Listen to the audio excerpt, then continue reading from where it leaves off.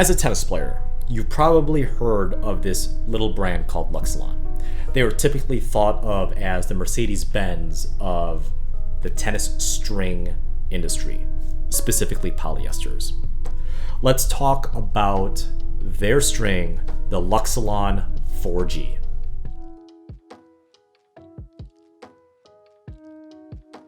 Before we get started on this review, if you enjoyed the contents in this video and want to see other tennis string reviews, click that like button and consider hitting subscribe. It really helps out this channel. Follow me on Instagram to vote on what string you'd like me to review next. Also, I do Twitch stream Mondays and Fridays at 7 p.m. Central Time. Both links are in the description below. The spin that this string gave was just average, actually. It wasn't super exceptional. It definitely wasn't terrible. It was just average. The power that this string provided can be summarized in one word: inconsistent. There were times where I'm hitting a forehand and it landed barely over the net and then definitely well inside of the service line. And I would hit a very similar forehand 2 or 3 shots later and it's sailing long. Again, this could be attributed to my lack of footwork or the conditions outside when I was playing when it was super humid today. But this inconsistency was found throughout the entire playtest that lasted 3 days in a matter of about 15 hours. The feel was exceptional. I would say that the feel and finesse of this tennis string is its best attribute.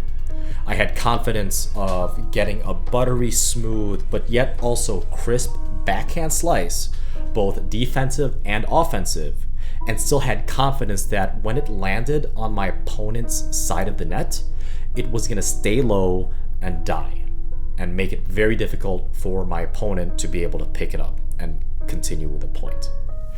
As for tension maintenance, there are 2 sides to the story. The first 5 hours and then the rest of this string life on your tennis racket. The first 5 hours weren't necessarily bad. The power was, as I said, inconsistent, the spin was average at best, and then the finesse and feel were pretty damn good. However, I found that this tennis string definitely shone its best attributes after the 5-hour mark. The spin was above average, and the finesse was just absolutely beautiful and expected and predictable. Most of you might be thinking now that I'm giving the Luxilon 4G a glowing review, except for the possible power inconsistency that I mentioned before. Let's talk about the specs and the price first. I did test this string at a 16L gauge. That is the gauge that is slightly thinner than a regular 16 gauge most tennis players are accustomed to. This is a round polyester, there are no edges, and it is not roughed at all.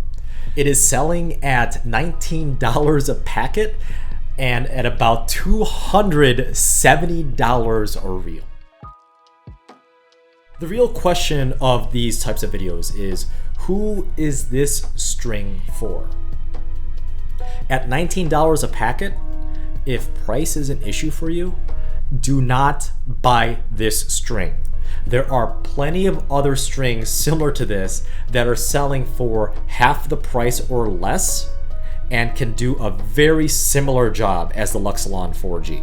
If price really isn't an issue for you in this case, and if you like ball pocketing, and if you like your finesse shots, and if you like a slight break-in period but pretty good maintenance for your tennis string, I would highly suggest trying this string out. If you have any questions about the test specifications, the description is down below, or leave a comment if you have any other questions concerning this string. This test was done with my Wilson 18x20 version 7 blade, strung at 55 pounds. Remember, I did string this at a 16L gauge, which is slightly thinner than a 16 gauge. And as always, happy hitting.